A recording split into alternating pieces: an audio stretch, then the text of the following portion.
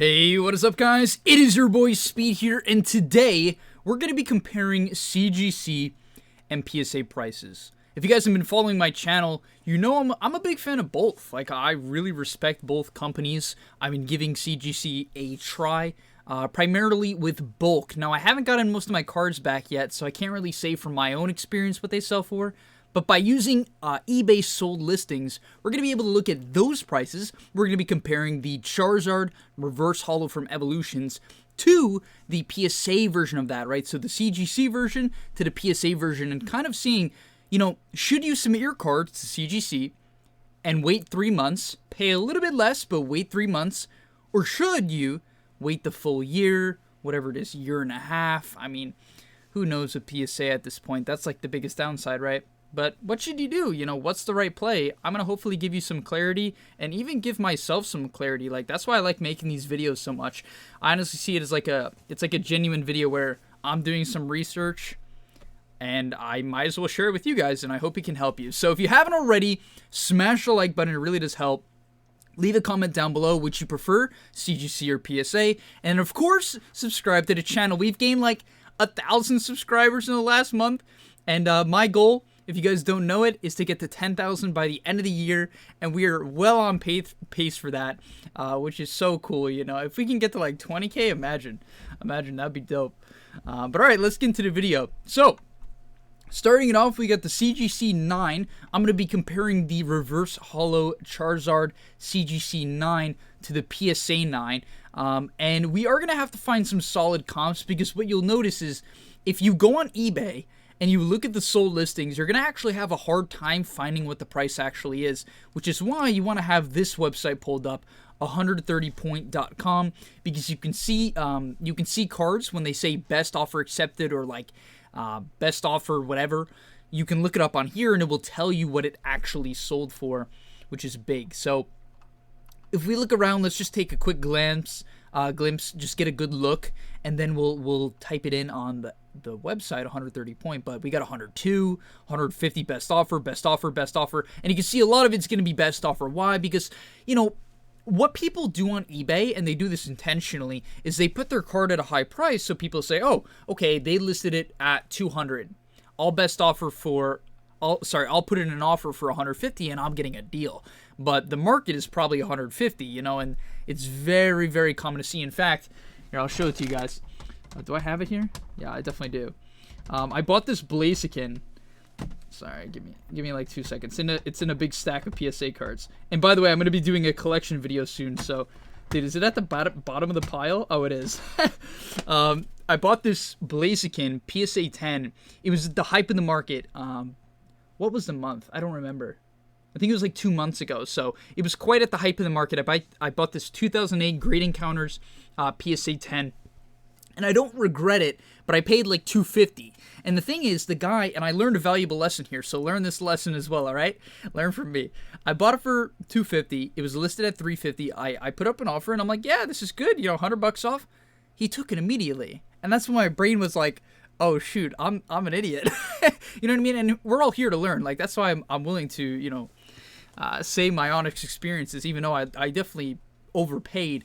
That's the reality. So be careful. Do your research. Don't say, oh, it's listed at $350. It's a $350 card. That's a big mistake, you know, and I hope people can avoid that and not make the same mistake I did. So let's get into it. Let's put it in on here real quick. Reverse Holo CGC 9 Charizard. And then it will actually show you the listings, which is awesome. So here we go. Let's find it. There. Boom. What? That makes no sense. The sell price was $200 and the best offer accepted was $249. This card must have had really good subgrades. Actually, let's take a quick look. I'm curious. That makes no sense. No, the subgrades are not even good. Okay, they're all right, but they're not like quad 9s, you know? So another little thing is cards in general sell for more if you have quad of the same. Let's say you get a 9. Okay, people like when there's 9999. People love that. People also love 8888, and most importantly, the highest seller is 10 10 10 10. If you get a 10 10 10 10, you are chilling, and that is a BGS Black Label for for CGC, it's a perfect 10. PSA doesn't have that. I think they will in the future, though. I mean, it just creates such demand. Black labels. I'm going to make a skid video on it at some point. Like, but dude, people pay like $5K for anything that just has a black label. You can literally have a snowball, put a black label on it. It's like Supreme. It's like you stamp a logo on it, and it's like, woo! All right, but you get the point. Nonetheless, let's get a vibe for it. So it looks like about $200 for the 9. Honestly, it seems kind of high because there's one listed right now for 170, which maybe will just get scooped up. But there's one listed for 170. I'll quickly show you guys what I'm talking about on the market. So maybe that's just a good deal. Someone's trying to get rid of it right here. It does have no subgrades though. So it definitely seems to me like if you're going to submit these higher end cards, then you do want to put subgrades because this is a no subgrades 9 and he's asking 170, which, you know, based on some of these other prices, definitely is reasonable. Then 250, you can see some bids going. We'll see what these end at in the future. You guys could even check up yourself on that. But yeah, it looks like, no, but that's so weird. It's so weird. That's where it's just all about timing because, like, this is definitely real. I'd be shocked. Let's take a quick look at the bid, see if it's shill bid. No, so it's not. So this isn't a shill bid. It's just because some guy with 4,000 reviews, it's highly unlikely it's shill bid if the winner has 4,000 reviews, unless they're all negative, which I doubt. But it's just an Australian person, so I guess it's just a bunch of people from Australia who have a lot of money that really want the card. And this is always the case, though. Like, I've sold a lot of PSA cards. So many of them are international sales. Like, I have to sell them through the international shipping program through eBay, and people pay up. Like, the international buyers, they pay up. I would almost say 50% of my cards be international. Sorry, I'm getting a little bit off topic, but I hope you guys, like, I guess just appreciate the general experience. But yeah, that's the thing. Like, international buyers, if you're selling your graded cards, make sure your international is on because it is going to make you a lot of money. Like, a lot of money. It really is a big deal. Right, now let's take a look at PSA. Honestly, I'm not even going to bother looking at eBay. It's just kind of a waste of time. It's not a waste of time. It just makes it harder to, like, really know the price because it's so many best offer accepted. But okay, do I still have CGC in? I do. Okay, so these actually I have 2 of these, I think, right now. Yeah. Oh, yeah, I got them for my PSA return video. You guys probably saw that. But okay, so here we go. $291. It's kind of low, to be honest. $350. This is why, honestly, if you have a card that's worth more than $100, unless you know it's, like, super vintage and you have, like, a following and you could tell people this is going up for auction, like SM Pratt. You guys, a lot of you probably know who he is. He, like, makes videos saying, I'm listing this. Then all the attention goes to that and it's going to sell at a really high price. But most of us don't have that luxury. And so, like, generally best offer in general, or buy it now. Sorry, that's what I meant. Buy it now, putting your card at a solid price is going to make you more money. But okay, let's keep going. What the heck is this? I'm not even going to look. But $350, $330. Then the reverse. Okay, so, I meant to be looking at the reverse. Sorry, I'm so foolish. Because we're going to be looking at the holo later on into the video. But I meant to look at the reverse for now. So CGC, the reverse was about $180, let's say, for the 9. So the reverse here, is this real? Yeah, it definitely looks like it. Let's take a quick look. This is what's so good here. You can look, okay. You hate to see that, though. You don't like seeing this. The reason why I'm saying that is, you see how the winner and, like, a couple other people, I mean, it could be the case. There's people who just hop on eBay and buy cards and they're international. It's a thing, but it's a bit concerning. You don't like to see that, so it's even, oh, that's so weird. But all right, that I don't like that example. Let's definitely try to find a better one. Is this the one I clicked on? No, it's not. Okay. All right, someone won with some reviews. Only 23, though, which isn't, like, awesome, but okay. You see, though, it's so much international, right? I don't know why. Okay, no, actually, I do have a general understanding of why. So the general reason why, like, these people, the international buyers, do buy so many PSA cards is because PSA is located in America, right? So it's really hard to get your own cards graded. It's like a whole hassle. You have to use a middleman, essentially. yeah, you basically have to use a middleman if you're from the UK or Australia or Germany. You just have to. And so they don't want to bother. It takes so much time. You know, they have to trust the middleman, which it's not really a big deal to trust the middleman. I think there's a lot of trustworthy middlemen, but it is a bit risky for sure. It is a bit risky for sure, but let's keep going. Let's find some actual better listings. So best offer accepted 210. That seems a lot more reasonable. Some of these prices, that's the holo. We don't want that. 200, 267. Okay. All right. So I'm gonna say it seems to be like. It seems to be on average about $220, $230. Now, obviously, that's an estimate because then you're going to find here like 185. And that's why you got to play the slow game, okay? When you get your PSA cards in, don't panic sell, okay? Like, don't be like, oh, I need to move the product. Unless you have to, right? Let's say it's the only card you have. That's all of your inventory. That's all the money you got. Yeah, I get it. I totally get that, right? Move on. Sell it. You can sell it at a bit of a lower price just to free up that capital. But for the most part, if you don't have to, play the slow game. I've made that mistake myself. For instance, this was stupid of me. I don't know why I did this, but I sold my last Vivid Voltage booster box. They're at $200 now on eBay. Actually more. It's like $220, but I sold mine for $200. I didn't have to do that, but like I basically semi-panic sold it. I heard the reprint. I'm like, all right, whatever. I have this box, and I'm just going to try to rebuy Vivid Voltage. I'm going to try to rebuy a case when it drops because I think it will drop. That's my opinion. People are like, it's not going to drop. It's not going to drop. I think it's going to drop because they're going to reprint it. It might be in a year. It might drop in a year, but I wanted to sell it. But honestly, I could have slow played it. And after all, Logan Paul is doing another break, right? He's doing another break. So essentially, it might go up again. And I panic sold it. Well, not panic sold it. I just was like, yeah, I'll sell it. I'm not super mad about it. It's still $200 and I paid $85 for it. But, you know, it is what it is. All right, let me clear up a bit of this. I got a lot of stuff going on here. Right, let's go back. So PSA is obviously the winner, but not a lot. And that's the thing, you know. I just picked up a bunch of these. Do I have them here? Yeah. So I just picked up a bunch of these because, you know, I'm like, I want to pick up Charizards before Logan's event. So that's what I've been doing. I'm picking up Charizards. I'm just going to hope they go up. Even if they don't, I'll just resell them at what I bought them for. I'll lose a little bit because of fees, but I don't expect that to be the case. And if they don't go up, I'll get them graded and, you know, make the profit off of that. So, yeah, there's that. But next up, let's go into the Holo Charizard, and then we have one more card after that. How long have I been recording for? Sometimes I get off track, and I'm like, oh, there it is. Okay, 12 minutes. Sometimes I get off track, but I know a lot of you guys like the longer videos. I like the longer videos. I watch the longer videos. But, all right. So this is what's, like, a bit concerning. Like, you have to look at this and be a bit concerned. Like, 165, this is why you should not put your cards on bid, because, like, you just put your card at the wrong time, and boom, you only get $165 for a 9.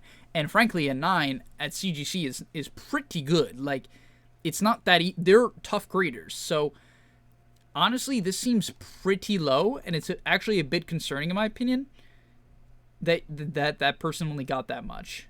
All right, let's type it in on here because, as I said, you just can't really trust eBay. It's just not worth your time. So there we go. That's real. So that's definitely 165 that's a very bad price for a 9. You know, like you can nearly buy a raw card. Like that's almost the raw card price. I think the raw cards have been increasing as of late, and so like that's nearly raw, which is not like a 9 is a good grade for an Evolution Charizard. Like because as you guys saw, if you watch my PSA return videos, they get 8s and 8.5s like pretty consistently if you buy them raw. Right? Or even if they're pack fresh, which mine were. Many of them were pack fresh or, yeah. I don't know what I'm saying. They were pack fresh. And so you just got to be careful. But, all right, let's keep going. Let's find a couple. See, then we see another 9. This does have subgrades for $300, which is a lot more reasonable. We see another one, best offer accepted for $262, best offer accepted for $200. That's what I'm saying. Play it slow, guys. Wait for your cards to go up. Another one for $355. Does this have quad 9s? That's really high. $355?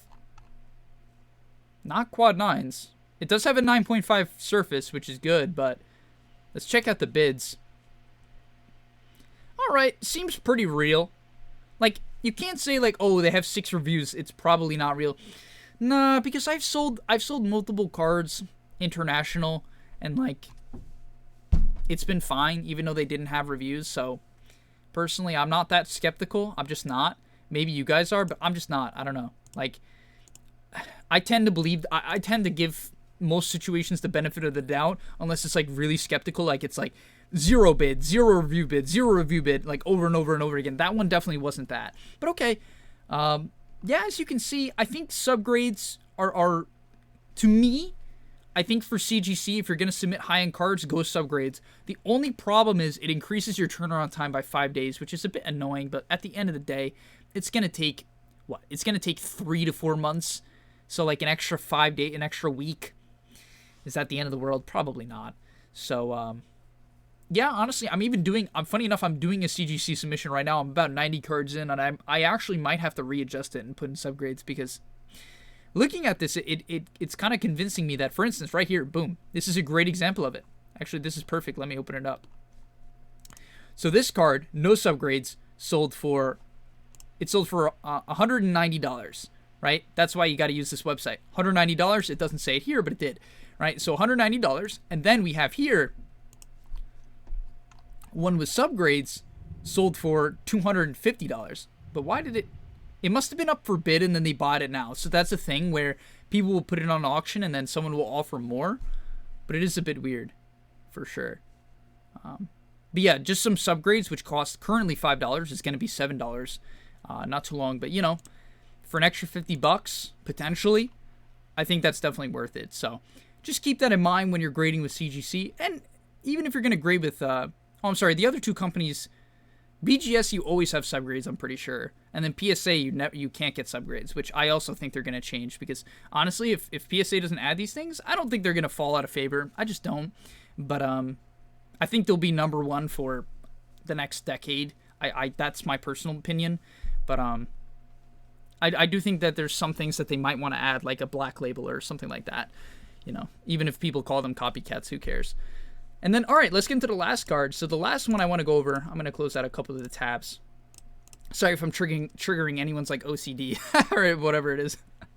But all right, so we got the Shining Charizard. Now, there's a lot of obviously sold listings here. But you can see this is what's weird. Like, oh, is this okay? This is first edition, not weird. Okay, so this is unlimited. This is first edition. This has the stamp. It makes sense why it would sell for about the same price, even with 1.5 less of a grade.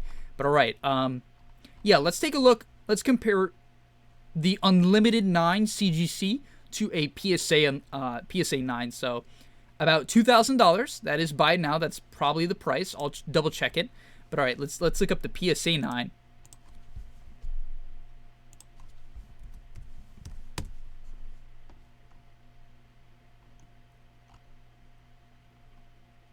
Okay, that's first edition. I was like, what? I was like, what? 6.5? Oh my god, that's awful if CGC gets $4,000 less.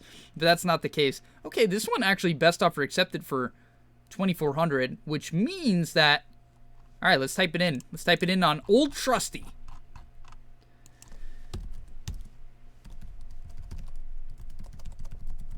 I gotta get better at typing. I'm not like bad, but I'm not good. All right.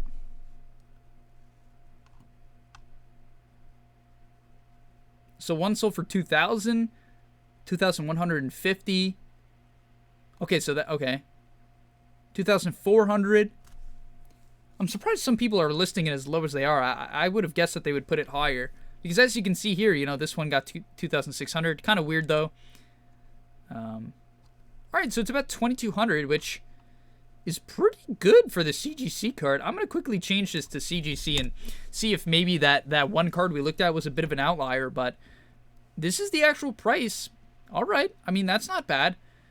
Here's a 9 going for 1,800, so about I'm going to say about a $400 difference, assuming the PSA 9 goes for right about 2,200. So not a lot of these are selling. Oh, I actually need to... So what you can do to separate them is you can put in the card number. So I should have done that from the start. I'll put in the card number and that will help separate it. Yep, there we go. So it looks like there's not a lot of CGC sold, which makes sense. Frankly, guys, if you have vintage, most of the time you want to send it to PSA. Like, it's very risky to send it to CGC. There's clearly a market, though, because when it comes to very expensive high-end vintage cards, there's always going to be someone who wants it. no matter what the slab is. At that point, people are generally buying the card rather than the grade. I would say they're probably doing both, you know, especially if it's like a 10, you know, they're definitely buying the grade. Even a 9. But, you know, a CGC 9, and a big thing too is that what you'll see is people will buy a CGC 9 and then they're going to try to regrade it with PSA, get a PSA 9, and then sell it, right? And that's a common strategy as well. But all right, yeah, I would say my main verdict for the video is that it stays about the same, in my opinion. I wouldn't say too much change for me other than the subgrades. That's a bit of like a thing that I might have to note. It definitely seems like it's worth it for CGC. And if you look at the card, I have one over here. There goes my pretzel chips. But I have one here. So this has no subgrades, right? And I'm not going to lie, like, it's very empty here. It's very, very empty. And, you know, I think the card loses a bit of its appeal because it's just empty. Like, the text is simply not big enough. I don't know why they did it like this, to be honest. It's just too small to me, like, compared to a PSA card. Like, these, you know, even with no subgrades, it's just, like, I don't know. I prefer it being filled up. It looks more official. This looks like, it's, like, incomplete. You know what I mean? That's my personal opinion. But yeah, I might have to add subgrades because it seems like there's definitely a good amount of collectors with CGC that want to pay for the subgrades. They want to pay for the premium. Even though, as we looked at with the cards that we looked at, it's not like they had crazy good subgrades. They didn't. It wasn't quad 9s. It wasn't like quad 9.5 or whatever. It definitely wasn't that, right? So at the end of the day, yeah, I think it's definitely worth it. And I'm going to have to update my submission accordingly. But yeah, I hope you guys enjoyed this video. Hope it gives you some perspective. Main summary, if you want to make the extra money with bulk cards, go to PSA and wait long term. If you have that capital up front, like you have the money and you don't want to wait, like you're cool with waiting, go to PSA, right? If you're cool with waiting, go to PSA and you have the capital. If you want to make the quick flip with your bulk cards, there's still profit to be made off CGC. I honestly think CGC is a strong company. They have good backing. They have a good history. I think there is going to be a continued growth and demand for their cards, only because I think they look good. I really do. I like them. I actually like the blue and the case more than PSA. I genuinely do. But at the end of the day, I'm the outlier. Most people like PSA. Just because they already have it. Like, that's the big thing. They already have 100 PSA cards, 10 PSA cards, 3 PSA cards. And so they don't want to buy CGC because, frankly, when I try to stack these, it's actually not too bad. Like, you can stack a PSA card on top of a CGC card, and it's not bad. But, like, it just doesn't look good, you know? Because then you have this dilemma. So that's the problem there. And so, yeah, I don't see PSA going anywhere. I think PSA is the safer bet. When it comes to your vintage cards and expensive cards, I recommend express grading them to PSA. And, yeah, we're going to end the video there. I hope you guys enjoyed. Stay tuned tomorrow. Tomorrow, for anyone who watched to the end of this video, first of all, you're a beast. Thanks, I appreciate it. And second of all, tomorrow, I'll be doing my official announcement for my Extreme Box Battle for Shining Fates. Unfortunately, if you're already part of the event, which it's only a few people. I think I have about 10 people right now out of 16, so not a lot of slots left. But I'm gonna have to move the date back, unfortunately, just because of the allocation and distributors haven't gotten their product in. Like, sellers aren't getting their product, so everything's gonna come in late. So I was hoping that one day after the release date, I would have my product, but I might not. If I do, maybe I can push the date back, but it's probably gonna be on the 27th. Nonetheless, stay tuned for that video tomorrow, and I'll see you guys then. Peace.